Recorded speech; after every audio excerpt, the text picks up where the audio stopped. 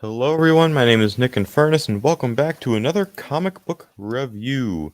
And in this video, we're finally taking a look at the thing that I teased last time, but was just a dumb April Fool's joke that I came up with on a whim. No, I am not kidding.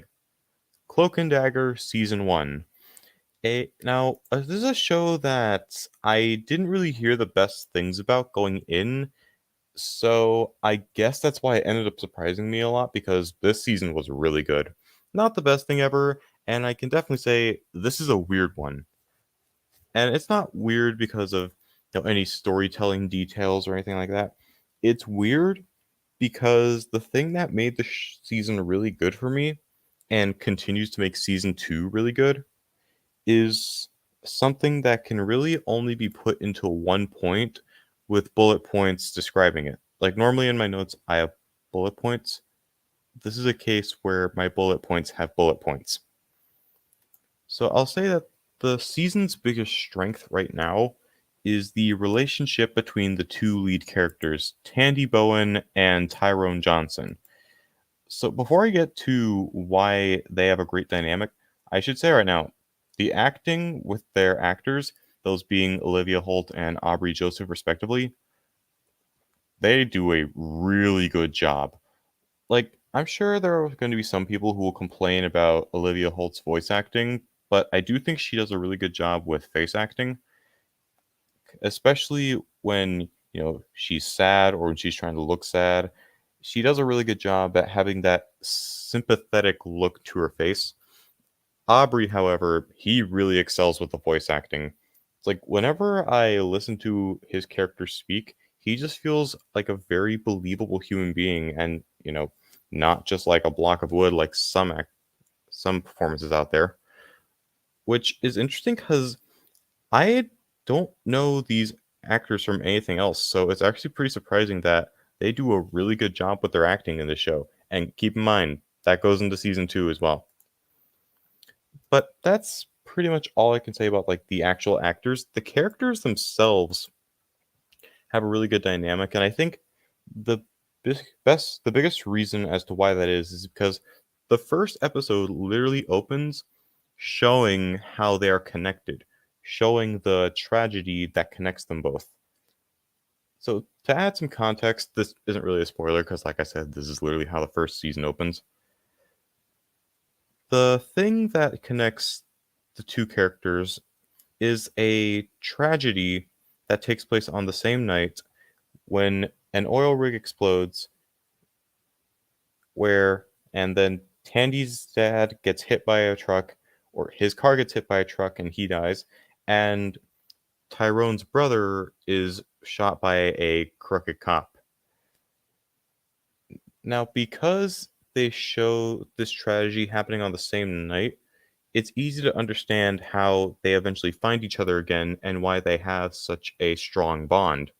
I mean, sure, they fight, but what friends don't fight? It's kind of unrealistic to not have your friends fight every now and again.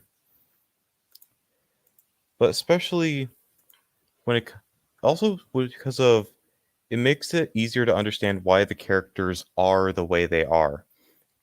Because after that event, Tyrone has this lingering feeling that his parents don't trust him, and Tandy's family just completely fell to shit. Like the death of her dad, it's like both her and her mom were very badly affected to where, her mom is a complete mess who I'm pretty sure was doing drugs at one point. It's kind of hard to say because, it's been a while since I've seen the first half of the show. But one thing I do know is that Tandy developed a very bad habit of stealing stuff. But because you know why they are the way they are, it's easy to sympathize with them. And I think having characters like that are flawed but sympathetic, that makes for a really good cast that you do care about. I do at least care about these two characters as characters. The rest of the characters, like, Connors, O'Reilly, and some of the other extras, they don't do a lot for me personally, but the bond between these two is so strong that I barely notice. And another thing that I will say I like before I get to the bad stuff, the soundtrack is fairly decent. whenever they play a song, it's something that's usually fits the situation pretty well, and generally they're just fun songs to listen to as background music. That being said, I do think that the whole story structure of the movie, not the movie, the show is a bit clunky, especially in regards to what the main conflict is. Because early on, it's established that Candy wants revenge on the CEO of Roxxon, and Tyrone wants revenge on the cop who shot his brother. But at the same time, there's also a plot about a divine pairing and a disaster that divine pairing stops, which in that case is the release of some Roxxon chemicals that turns people into savages or terrors. But because there's all three of those conflicts at once, it's kind of hard to tell until the last couple of episodes what the main conflict actually is. And here's the one thing I will spoil: it's the divine pairing plot. They get the other two things out of the way before those two episodes, and even in the last episode, Tyrone does get closure on his brother shooter. But speaking of the last episode, admittedly, it does feel pretty rushed. There's actually feels like a common issue that some of the MCU Phase 4 shows had, where it will be a really interesting plot all the way up into the last episode or last couple episodes where they rush things. It's not something that's going to break a show for me. Hell, literally every show from MCU Phase 4 had that issue, and I liked most of them just fine, so it's not like a show breaker for me, but it is something that does hurt the show a good amount. To varying degree, this is probably one of in the middle in terms of how egregious it is.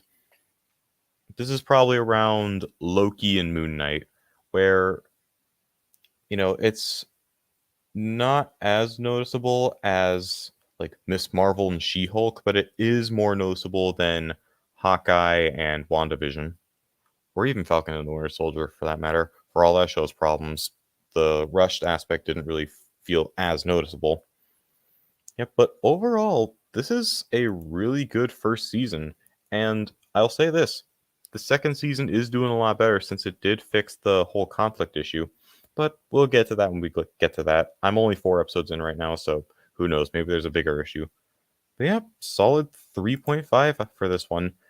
Honestly, this was so close to getting a 4. I wanted to give it that, but it's just those few little issues that keep me from giving it that big score of, a 4 out of 5, because I really enjoyed the season, and I'm sure you probably will too.